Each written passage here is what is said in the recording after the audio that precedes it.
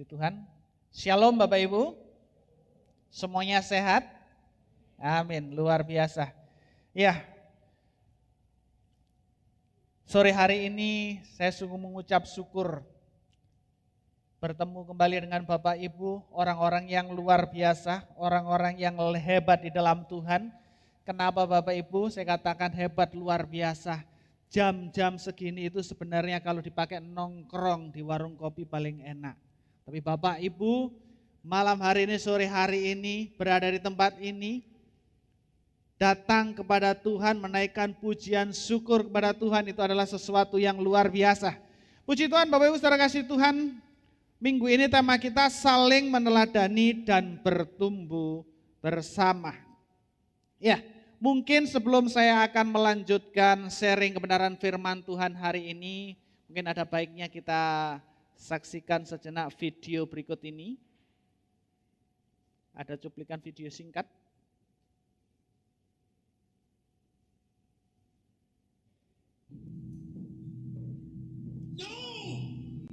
Stupid! Go to your room right now! What are you teaching your child? No! Fine, stupid. Children see, children learn. Bud, color on paper, not the wall. Let's clean this up. I'll get you some, okay? Your actions become their actions. Here, draw on your own paper. Learn to guide your child in a positive.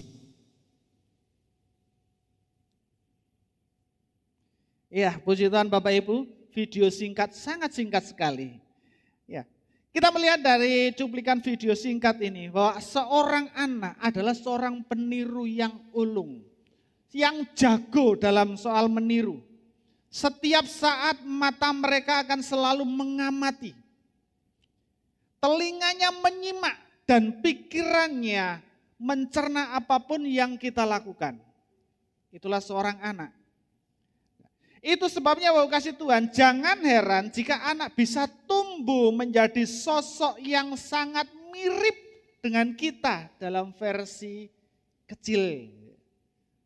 Jadi kita nggak usah heran kalau seorang anak itu menjadi sangat mirip dengan kita, karena mereka memang seorang peniru yang ulung. Nah,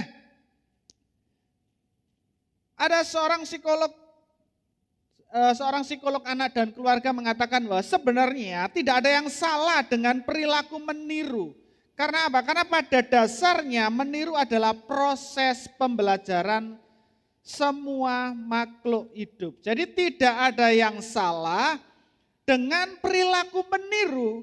Karena pada dasarnya meniru adalah proses pembelajaran alami semua makhluk hidup. Jadi pada dasarnya tidak ada yang salah dengan perilaku meniru.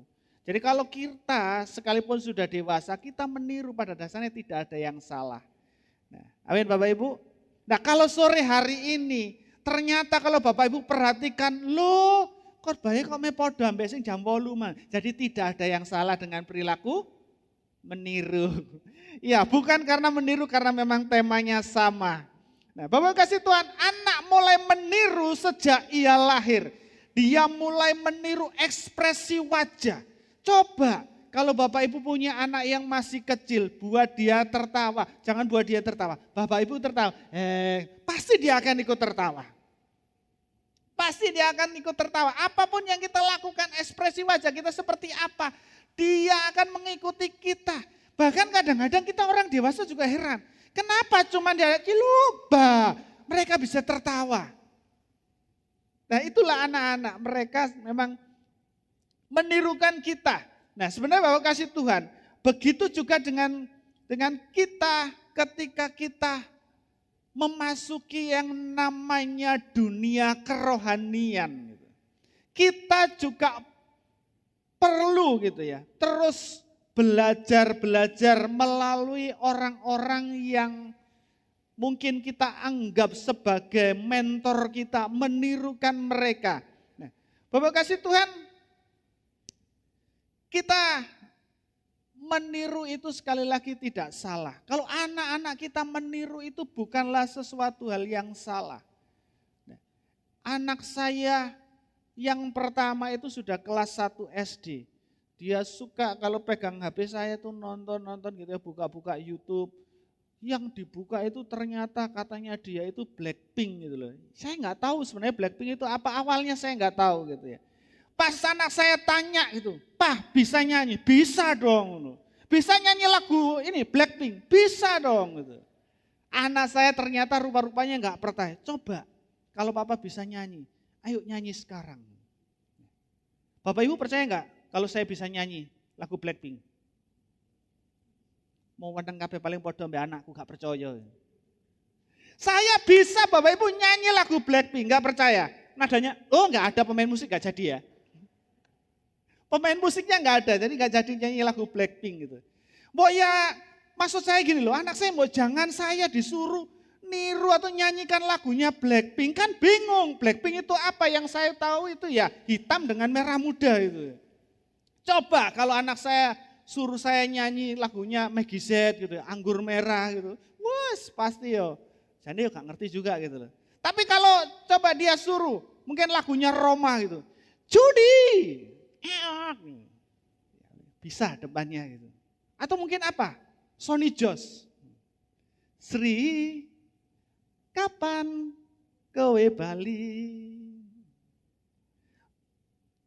Kowe lunga. Alah keliru lagune kan? Gara-gara ada di sana yang bagian nyanyi itu. Coba kalau suruh nyanyi begini, ya sedikit banyak saya tahulah gitu ya. Sonny Josh, apalagi Didi Kempot gitu ya. Dudu klambi anyar. Bisa Bapak Ibu, saya bisa. Mau dites apa lagi? Puji Tuhan gak ada yang nyaut. Kalau ada yang nyaut, wah sebut satu lagu gitu ya saya pulang. Gak jadi berdiri di sini. Nah sudah kita teruskan. Kita jangan meneruskan yang soal nyanyi. Tapi soal meniru. Jadi anak saya itu ya suka meniru sampai menari-nari. Pernah saya diajak menari. Yaitu dance-nya Blackpink itu saya bingung. Coba saya diajak reokan gitu ya sedikit banyak saya bisa menirukan. Kalau Blackpink saya bingung Bapak Ibu. Nah kembali tentang meniru. Bapak Ibu, dan ternyata memang meniru, mencontoh, meneladani tidak hanya terjadi pada anak-anak saja. Kita yang dewasa, sekalipun kita juga sudah dewasa, kita nggak akan pernah dari yang namanya meniru, mencontoh. Bahkan dalam pertumbuhan kita untuk menjadi dewasa, kita butuh teladan. Kita butuh teladan untuk ditiru. Kita butuh patron untuk kita tiru. Nah ini yang bahasa Surabayaan mungkin Pak Gembala nggak tahu. Kita butuh role model untuk kita tiru. Termasuk di dalam kerohanian. Seperti saya katakan tadi, kita butuh mentor rohani gitu ya. Mentor-mentor kita yang bisa kita jadikan orang-orang yang ini menjadi teladan di dalam pertumbuhan rohanian kita. Tapi mau kasih Tuhan, ada kesalahan dari kebanyakan orang jika seseorang ingin bertumbuh secara rohani hanya membutuhkan firman Tuhan dan doa. Dan ini bisa Bapak Ibu bisa lihat di materi kita. Jadi ada kesalahan dari kebanyakan orang yang menganggap jika kita ingin bertumbuh secara rohani itu hanya membutuhkan firman dan doa. Nah, sebenarnya Bapak kasih Tuhan, kita membutuhkan seseorang untuk menuntun kita menjadi dewasa secara rohani. Tidak cukup hanya firman dan doa, tapi kita juga butuh seseorang untuk menuntun kita menjadi dewasa secara rohani. Perhatikan baik-baik ayat berikut ini. Filipi 3 ayat 17. Saudara-saudara, ikutlah teladanku dan perhatikanlah mereka yang hidup sama seperti kami yang menjadi teladanmu. Ikutlah teladanku dan perhatikanlah mereka yang hidup sama seperti kami yang menjadi teladanmu. Paulus mengerti betul kebutuhan jemaat di Filipi. Mereka membutuhkan teladan, mereka membutuhkan contoh, mereka membutuhkan patron, pola untuk diikuti. Bapak kasih Tuhan, menarik sekali apa yang dikatakan oleh Paulus. Ikutlah teladanku. Dalam terjemahan lain katakan kamu semua harus berusaha harus berusaha hidup seperti aku. Bapak Ibu, saat kita membaca ayat ini, stop cuman sampai di ayat ini. Kira-kira apa yang ada dalam pikiran kita? Ikutlah teladanku. Waduh, cek sombong ya Paulus ini. Kita melihat sepertinya Paulus ini seorang yang sangat sombong. Waduh, angkuh tenan Paulus ini ngomong ikutlah teladanku. Nah, apa benar Bapak kasih Tuhan bahwa Paulus itu sedang menyombongkan diri? Ternyata itu tidak benar Bapak kasih Tuhan. Paulus tidak sedang menyombongkan diri. Paulus tidak sedang sombong bahwa dia adalah yang paling sempurna. Tidak. Kenapa tidak sombong? Karena Paulus sudah menyatakan secara jelas beberapa kali dalam ayat yang sebelumnya bahwa dia itu belum sempurna. Kalau kita perhatikan dalam ayat 12 sampai dengan 14 dikatakan demikian. Bukan seolah-olah aku memperoleh hal ini atau telah sempurna. Bukan telah sempurna ya. Melainkan aku mengajarkan kalau aku dapat juga menangkapnya. Karena aku pun telah ditangkap oleh Kristus. Saudara-saudara, aku sendiri tidak menganggap bahwa aku telah menangkapnya. Tetapi ini yang kulakukan. Aku melupakan apa yang telah di belakangku dan mengarahkan diri kepada apa yang di hadapanku. Dan berlari-lari kepada tujuan untuk memperoleh hadiah, yaitu panggilan surgawi dari Allah dalam Kristus Yesus. Paulus tidak sedang menyombongkan diri. Jika dia sedang menyombongkan dirinya, untuk apa? Dia menyertakan nama-nama yang lain. Untuk apa dia menyertakan rekan-rekannya yang lain sebagai figur teladan? Kalau Paulus sedang menyombongkan diri. Bapak Ibu, Paulus bukan sedang menyombongkan diri. Paulus tidak ingin jemaat di Filipi meniru guru-guru palsu yang hanya menghargai praktek-praktek ritual lahiriah saja. Jadi Rasul Paulus sedang mengajarkan supaya apa? Supaya mereka itu tidak meniru dari guru-guru palsu, dari pengajar-pengajar palsu. Kalau sesuatu yang palsu, itu pastinya, Bapak kasih Tuhan kalau dikatakan palsu itu ya bukan berbeda, bukan tidak sama, tetapi ada perbedaan-perbedaannya gitu ya. Bukan tidak sama. Yang kadang-kadang yang membuat kita bingung, wah ini asli apa palsu gitu ya. Ini asli apa palsu. Kalau kita nggak perhatikan baik-baik, maka kita akan bingung membedakan antara yang asli atau yang palsu. Bapak Ibu, Paulus ingin jemaat di Filipi meneladani Paulus dan juga teman-temannya seperti Timotius dan juga Epaphroditus. Mohon maaf ya kalau ada F dan P ini lidah saya sering keseleo-seleo. Maklumlah kebanyakan makan keju jadi seperti ini. Singkongnya maksudnya. Nah, ikutlah teladanku, teladan. Nah, secara etimologis Bapak kasih Tuhan, teladan itu tupos mengacu pada pukulan yang meninggalkan bekas seperti juga ditinggalkan oleh stempel atau segel. Seperti pukulan yang meninggalkan bekas. Coba ingat apa yang terjadi dengan Tuhan Yesus. Apa yang terjadi dengan Tuhan Yesus? Adakah di situ bekas-bekas yang tertinggal yang dapat kita lihat? Kita bisa melihat ada bilur-bilur di dalam tubuh Yesus. Ada bekas paku di tangan dan juga di kaki. Itulah tupos bekas itu. Mengacu pada pukulan yang meninggalkan bekas. Dan juga tupos itu seperti bekas yang ditinggalkan oleh stempel atau segel. Itulah tupos, teladan. Dan dalam secara moral Bapak kasih Tuhan, kata itu juga merujuk pada contoh atau pola. Teladan, contoh atau pola. Ada bekas-bekas yang ditinggalkan.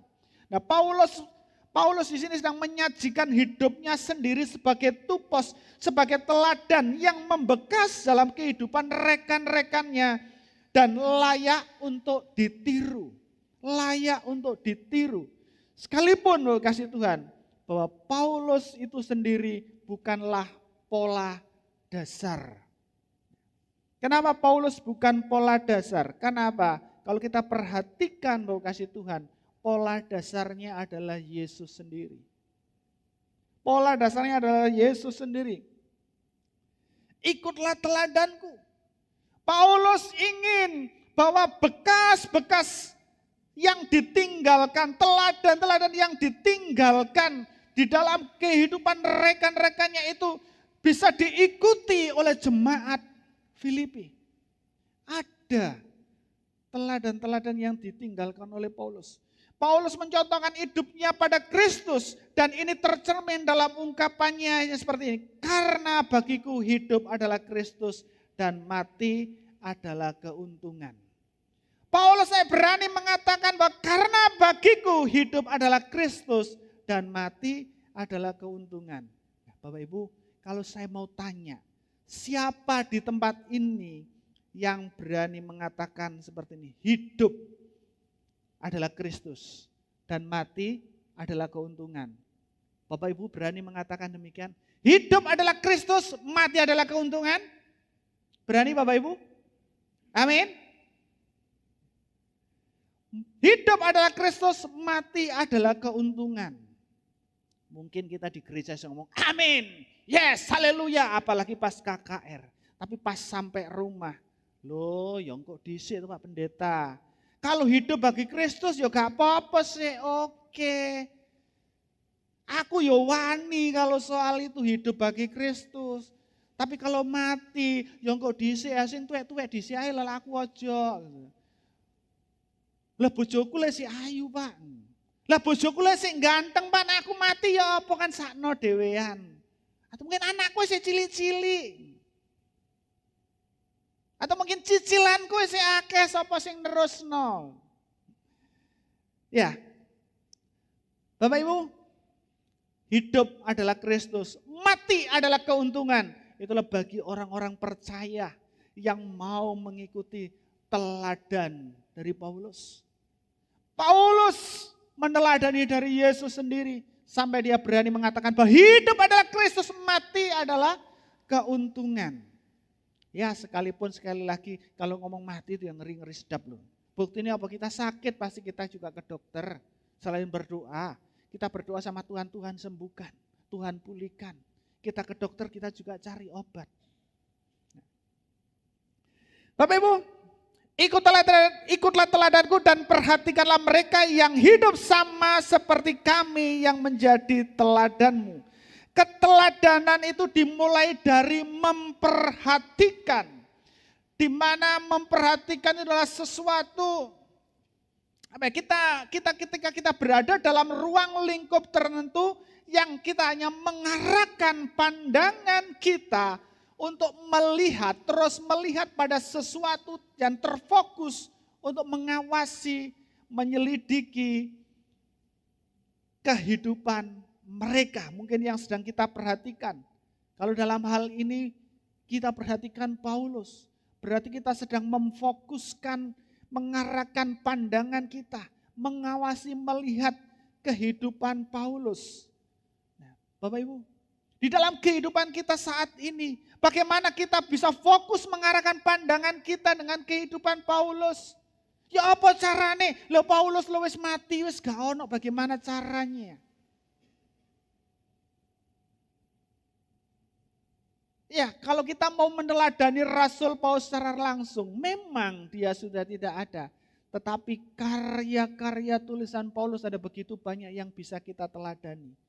Dan jangan khawatir Bapak kasih Tuhan. Kalau kita mau mencari teladan, bagaimana kita bisa berfokus, melihat, memperhatikan.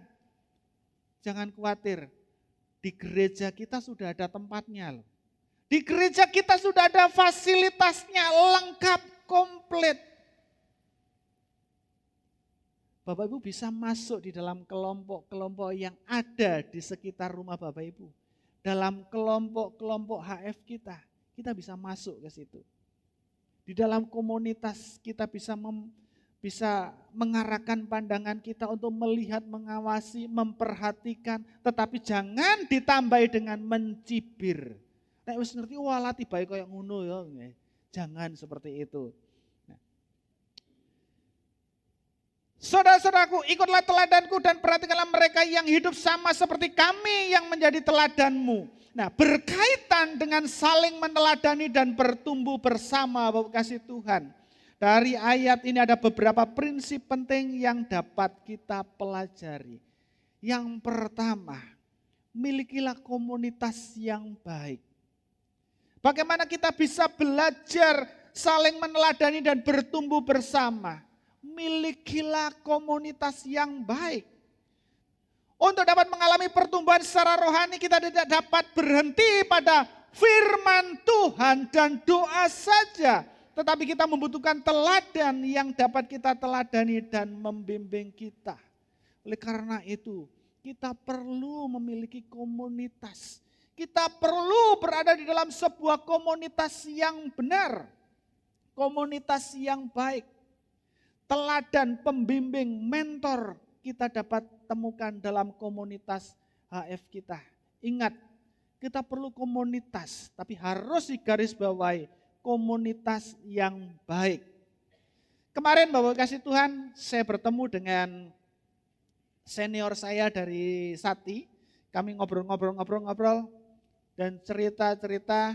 Pada akhirnya kami masuklah dalam satu cerita tentang seorang anak yang baik tetapi menjadi tidak baik.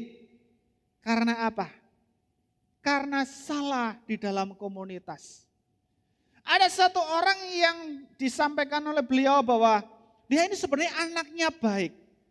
Dia sangat baik, tetapi karena seorang anak ini dia bergaul dengan seorang anak yang ya boleh dikatakan kurang baiklah karakternya. Pada akhirnya anak yang baik ini pun meneladani yang kurang baik tadi. Sehingga dia sendiri juga hidupnya menjadi tidak baik. Kita perlu masuk dalam komunitas. Tapi komunitas itu haruslah komunitas yang baik. Haruslah komunitas yang baik. Yang pertama. Yang kedua, jangan mencari yang sempurna. Kalau kita mau saling meneladani dan bertumbuh bersama, janganlah mencari yang sempurna. Mencari teladan yang sempurna dalam dunia ini tidak pernah ada. Karena tidak ada satu manusia pun yang sempurna. Yang sempurna itu cuman Tuhan Yesus. Kalau kita mau mencari mentor, teladan, mencari yang sempurna, tidak ada yang sempurna. Yang sempurna itu hanya Tuhan Yesus. Bahkan orang yang besar seperti Rasul Paulus pun mengakui bahwa dirinya tidak sempurna. Rasul Paulus dirinya tidak sempurna. Apa maneh Agus? Belas tambah wakeh kurangi. Banyak hal yang tidak sempurna. Bapak Ibu, ada seseorang yang bernama John MacArthur menulis, seandainya Paulus itu sempurna, dia tidak akan menjadi teladan yang dapat diikuti oleh orang percaya. John Arthur katakan, seandainya Paulus itu sempurna, dia tidak akan menjadi teladan yang dapat diikuti oleh orang percaya. Karena apa? Bapak Ibu, karena kita perlu mengikuti seseorang yang tidak sempurna agar kita dapat melihat bagaimana mengatasi ketidaksempurnaan kita.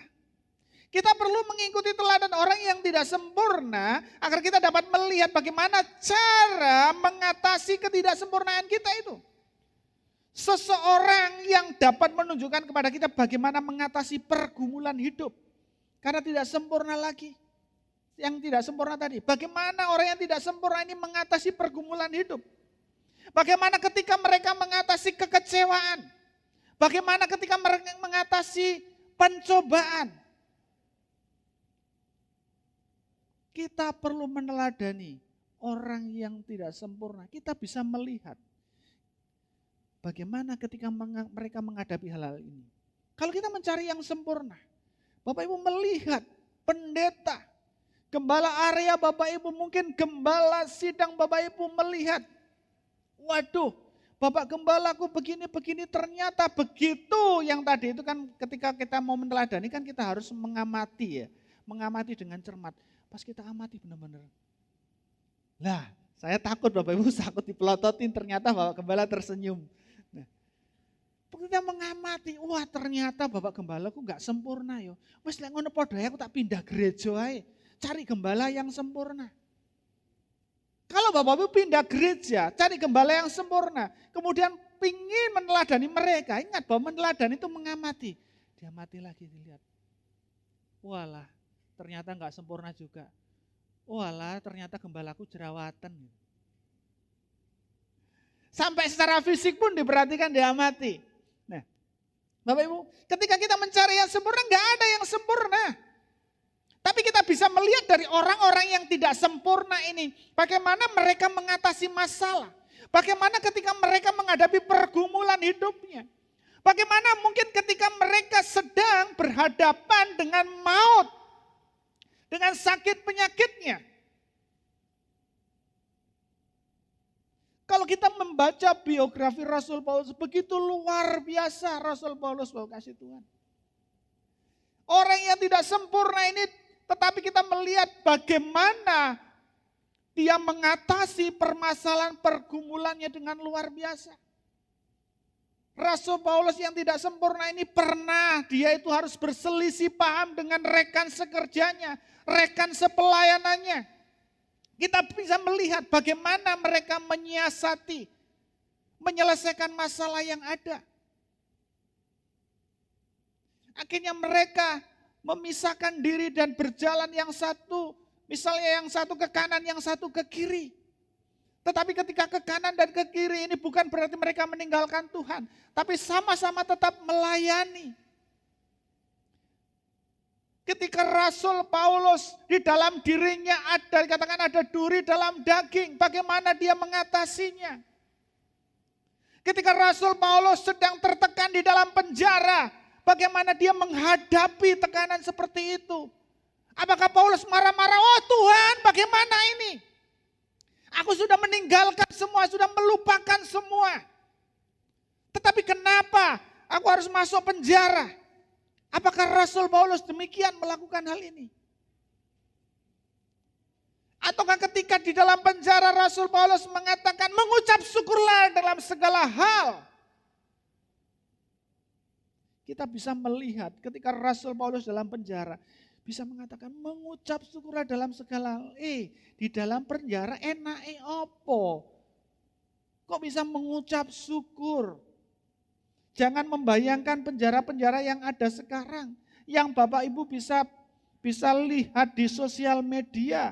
Weh ono TV ini, weh ono Spring BT dan lain-lain, ada banyak fasilitasnya. Jangan memperhatikan penjara yang ada seperti itu. Tapi mari perhatikan penjara-penjara pada zamannya Rasul Paulus. Bagaimana dalam kondisi yang demikian, Rasul Paulus bisa mengucap syukur. Tidak marah-marah kepada Tuhan. Bagaimana Bapak Ibu bisa memperhatikan orang-orang di kelompok Bapak Ibu, pemimpin-pemimpin kelompok, ketua rayan, ketua wilayah, bahkan ketua area, gembala area. Bisa perhatikan mereka ketika mereka menghadapi sebuah pergumulan. Apakah mereka mengutuki Tuhan, marah-marah sama Tuhan? Atau mereka bisa menghadapinya dengan tenang. Wis gak popo, wis biasa. Bapak Ibu, sering saya sharingkan di tempat ini. Suatu ketika saya mau berangkat pelayanan weekend kami biasanya berangkat itu setiap hari Jumat selesai makan siang kami berangkat. Saat itu ketika mau berangkat, puji Tuhan saya mendapatkan berkat Tuhan yang begitu luar biasa, Bapak kasih Tuhan. Duitku gak ono sing ate ge tuku tiket kereta api. Padahal tiket kereta api waktu itu baru 3.500. Jadi gak ono. Gak ada. Bukan saya tidak punya uang, saya punya uang. Cukup. Tapi karena saya lupa, saya jemur di celana, terus terjatuh, Lah hukumnya di Sati itu kalau ada uang hilang harus bisa menyebutkan jumlah dan nominalnya berapa saja. Lah uang saya kan recehan. Ada 10.000, ada 5.000. Ya kan? Recehan. Ini jatuh dari celana, Sati anginnya kenceng. Kalau jatuh nggak mungkin masih terkumpul jadi satu. Pas ada yang menemukan saya datangin. Ternyata nilainya salah. Berarti bukan uang mulia, saya nggak berhak. Karena nggak sama. Karena nggak ada uang, singkat cerita saya putuskan dengan rekan sepelayanan saya. Nah, sekarang dia melayani ada di daerah Surabaya Barat. Wes, kita berangkat besok aja. Besok pagi subuh-subuh kita berangkat. Rencananya berangkat mau naik apa? Jare wong Jawa berangkat numpak kapal. Numpak kapal bukan kapal laut. Kapal itu kalau orang sana lah ya, bukan wong Jawa lah, wong Turki, Turen Kidul sana menyebut kapal itu ini loh Bapak Ibu. Yang tebal-tebal di tapak kaki itu loh. Kapalan itu loh. Melaku rencana mau jalan kaki. Tapi apakah saat itu kami menangis terus marah-marah sama Tuhan? Tidak Bapak Ibu. Kami justru nyanyi lagu-lagu anak sekolah minggu, lagu-lagu sukacita gitu. Bahkan keluar dari asrama menuju ya kita jalanlah menuju ke apa? Ke perpustakaan melewati kantin. Ada yang nyapa gitu. Loh Mas, wah kok kelihatannya sukacita sekali habis dapat berkat. Wah iya dapat berkat, puji Tuhan. Saya kata. Kok belum berangkat? Iya kami berangkat besok pagi. Jam berapa? Subuh. Kok nggak ditanya gitu loh. Naik apa itu nggak ditanya gitu. Oh ya sudah. Selamat ya. Selamat melayani. Ada lagi satu teman saya tanya. Mas belum berangkat? Belum, berangkat kapan? Besok. Jam berapa? Subuh. Saya jawab gitu. Kenapa berangkat subuh? Jangan berangkat subuh. Ini bulan puasa. Nggak ada orang jualan, nanti lapar. Gitu. Berangkat setelah makan pagi aja. Oh iya ya bener juga ya. Tak pikir berangkat atau selesai makan pagi ya podo ae. Gak iso tuku sarapan udah entek. Nah, berangkat selesai makan pagi aja. Akhirnya oh ya tak setujui gitu. Berangkatlah kami siap-siap selesai makan pagi. Waktu itu kami itu sudah siap itu membawa satu baju di tas, kaos kami pakai, ya, sama sepatu, sudah itu saja yang kami bawa. Karena biasanya kan ada bawa baju ganti untuk pelayanan, untuk ini dan sebagainya. Enggak, pokoknya kami hanya bawa yang nempel di badan. Tujuannya apa? Nek melaku jalan kaki ben gak abot, supaya tidak berat, itulah tujuannya. Nah, Bapak Ibu, ternyata pas sampai di gerbang, teman saya ngomong gini, ayo kawan, naik angkot. Naik angkot, uangnya siapa buat bayar? Sudah, tenang. Gitu. Akhirnya kami naik angkot, ternyata teman saya dapat berkat. Berkatnya berapa? 10.000. Kita naik angkot sampai di Singosari, dari Singosari kita beli tiket kereta api menuju Gedangan, Sidoarjo. Pas turun dari Gedangan harusnya melakukan perjalanan ke Getsemani, itu harus 2 kali angkot. Selain Getsemani harus yang kami tuju satu lagi Siloam. Harusnya ya bisa 2-3 kali angkot itu. Saya tanya, uangnya tinggal berapa? 3.000. 3.000 rupiah. Angkotnya 2.000 satu orang. Kita berdua. Gak cukup. Wes ayo jalan. Uangnya kita pakai beli air minum saja. Jadi akhirnya kami beli air minum dan minum. Kami beli air minum Bapak Ibu. Kami jalan kaki dari Gedangan gak jadi kami jalan ke Getsemani. Tidak, tapi kami menuju PP Legi ke rumahnya Bapak Pendeta Joko Wiono. Pas sampai di sana dipersilakan masuk. Begitu kami masuk kami duduk di sofa. Ternyata lagu itu benar Bapak Ibu. Nyamanlah hai jiwaku itu benar. Kami duduk di sofa dengan tangan begini, langsung nyamanlah hai jiwaku dan terdengarlah nada-nada indah itu. Ngorok saking capek. Sampai sore dibiarkan kami enggak bangun. Begitu dibangunkan sudah tersedia makanan-makanan yang lezat. Akhirnya kami makan. Selesai makan ditanya, habis ini Mas mau kemana? Mau ke Siloam. Mau lewat mana? Saya jawab lewat Deltasari. Memangnya di sana ada angkot yang lewat Deltasari? Saya jawab, loh ada. Lah pertanyaannya memangnya ada angkot yang lewat Deltasari? Bukan ditanya, memangnya ada tak ongkosnya buat angkot? Enggak, tapi memangnya ada tak angkot lewat Deltasari? Ada. Lewatlah kami Deltasari, naik Deltasari, terusan Deltasari menuju ke Siloam terlalu jauh. Karena kebetulan saya anak Sedati, jadi tahu daerah situ. Akhirnya kami berobos-berobos lewat sawah. Pas lewat sawah Bapak Ibu ada orang panen semangka dan juga belewa. Wow, panas-panas itu baunya luar biasa. Saya tanya sama teman saya, kawan mau semangka? Mau. Sama saya juga mau, tapi sementara kita makan dalam iman. Akhirnya kami menuju ke Tropodo, perumahan Tropodo. Kami ke gereja, wah nanti jam segini pasti masih tutup. Akhirnya kami berkunjung ke jemaat. Pas berkunjung ke jemaat, puji Tuhan Bapak Ibu dari jauh jemaat. Wah Kak Agus, Kak Anto, ayo sini masuk. Pasti jauh loh sudah diteriaki. Kak mau semangka. Waduh, padahal di sana tadi pingin loh ya, makan dengan mau semangka. Kami kompak, mau. Wes gak ada isin-isin mana, mau. Udah kehausan ya, mau. Beliau katakan, Kak kami baru dikasih tetangga, semangka itu ada separuh utuh, di rumah ini gak ada yang makan semangka. Bayang no Bapak Ibu, semangka sing gawede, separuh, habis kami makan berdua. Ya karena perjalanan jauh sekalipun sudah diisi satu piring masih lapar juga. Dengan kejadian ini apakah kami marah mengeluh sama Tuhan? Tidak Bapak Ibu. Waktu selesai dari kampus akhirnya sampailah berita ini ke Bapak Pendeta Agustinus Dermawan yang sekarang ketua Sati dulu kemahasiswaan. Kami dipanggil, saya pikir mateng ini. Pasti kena disiplin kami ini. Karena apa? Sudah melanggar. Pelanggarannya apa? Harusnya berangkat Jumat, kami berangkat Sabtu. Ternyata tidak. Terima kasih ya. Ternyata masih ada orang-orang seperti kalian. Tapi gitu loh Pak, ono loh iki Pak. Masa gak ono gitu. Maksudnya gitu loh. Sebenarnya kalau kami mau ngomong sama teman-teman kami. Tolong pinjemin uang buat transport.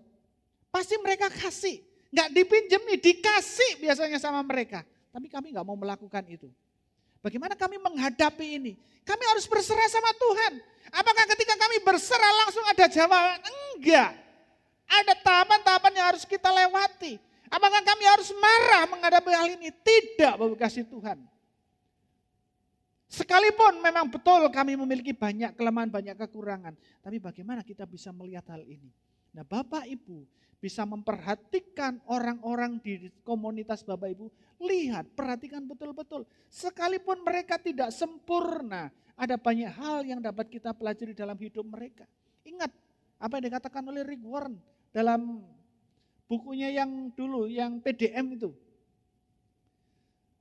Apa yang kita saksikan yang menjadi kesaksian dalam hidup kita. Jangan hanya menyaksikan hal-hal yang luar biasa tentang mukjizat dan lain sebagainya. Pergumulanmu pun saksikan. Karena apa? Siapa tahu ada di antara mereka mengalami pergumulan yang sama. Dan dengan pergumulan yang sama itu mereka akhirnya terberkati. Oh ternyata aku gak dewe ya bergumul soal ini. Oh ternyata aku gak dewe itu gak dewe ya. Gitu. Ono koncone. Oh ternyata aku itu lorong gak dewe ya. Ono koncone akeh. Banyak teman-teman yang lain. Ada kekuatan yang baru. Bapak Ibu, kalau mencari yang sempurna, gak ada. Kita gak akan pernah bisa menemukannya. Kita tidak akan bisa menemukan yang sempurna itu. Yang ketiga, tinggalkan jejakmu. Bapak Ibu saudara kasih Tuhan, kita harus berani menjadi tupos, menjadi teladan. Meninggalkan jejak yang membekas dalam kehidupan rekan-rekan kita yang layak untuk ditiru. Jangan sekali lagi, jangan menunggu menjadi sempurna untuk menjadi teladan. Rasul Paulus tidak menunggu dirinya menjadi sempurna untuk menjadi teladan. Apakah Bapak Ibu di tempat ini mau menunggu menjadi sempurna dulu untuk menjadi teladan? Tidak ada Bapak Ibu? Atau kalau saya balik pertanyaannya, apakah Bapak Ibu ada yang mau menjadi sempurna saat ini juga? Kalau ada yang angkat tangan, biarlah saya dengan Bapak Gembala langsung mendoakannya. Karena yang sudah sempurna, yang sudah menjadi serupa dengan Kristus, tempatnya bukan di tempat ini, tapi ada di balik papan. Di dalam peti, sudah sempurna, pulanglah ke rumah Bapa, lalu sudah sempurna.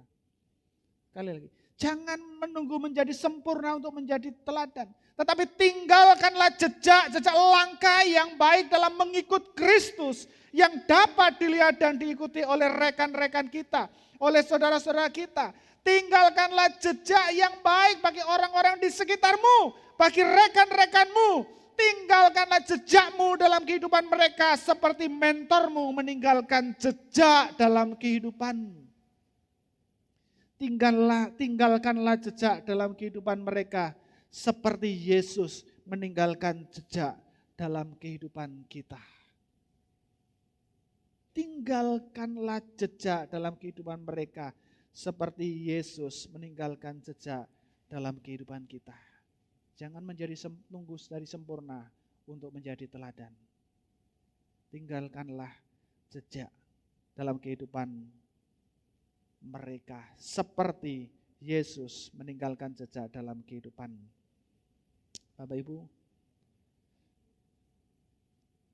biarlah kita yang tidak sempurna ini terus belajar untuk saling meneladani dan bertumbuh bersama dengan meninggalkan jejak-jejak yang baik, jejak-jejak yang layak untuk kita teladani. Tuhan Yesus memberkati kita semua.